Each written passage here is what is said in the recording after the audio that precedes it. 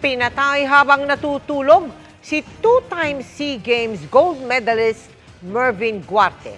Sinaksak siya sa dibdib habang nasa bahay ng kaibigan sa Calapan Oriental, Mindoro. Nakatutok si June Veneracion. Maituturing na national pride si Airman First Class Mervin Guarte sa dami ng medalyang naiuwi mula sa Southeast Asian Games sa larangan ng obstacle course racing at athletics. Kabilang dito ang 2 ginto. Pero ang kabayanihang ipinakita sa larangan ng palakasan, nagtapos sa karahasan. Nasawi ang 33 taong gulang na atleta kaninang umaga matapos saksakin sa dibdib sa Calapan City, Oriental, Mindoro. Nadala pa siya sa ospital at nakausap pa ng investigador bago binawian ng buhay. Yung pinuntahan po ng investigador, yung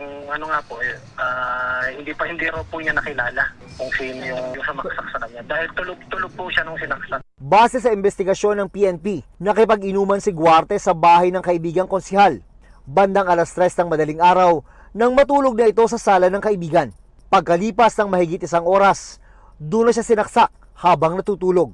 Nakatayo pa po siya nakahingi pa siya ng tulong dun sa mga kasama niya sa bahay, yung pamangkin ni konsehal na babae. And hinabol pa nga yung suspect, hindi lang nila hinabol. Pagtakas ng suspect, naiwan niya ang dugoang kitchen knife na ginamit umano niya. Yung kutsilyo po ay naputol, naiwan po, nalaglag po yung mismong blade niya dun sa crime scene na recover po ng ating investigador. Yung sa initial po na nakita dun sa ospital nung napunta ng investigator, isa lang yung nakita nila na sa chest.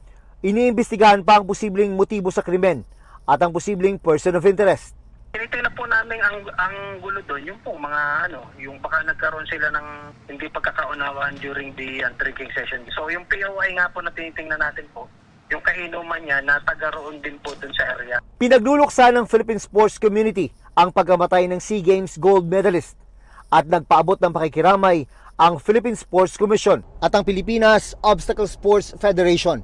Kinundi na nila ang pagpatay at humiling na mabigyan ng agarang hustisya ang mga naiwan ni Guarte. Para sa GMA Integrated News, June Veneracion, nakatutok 24 oras.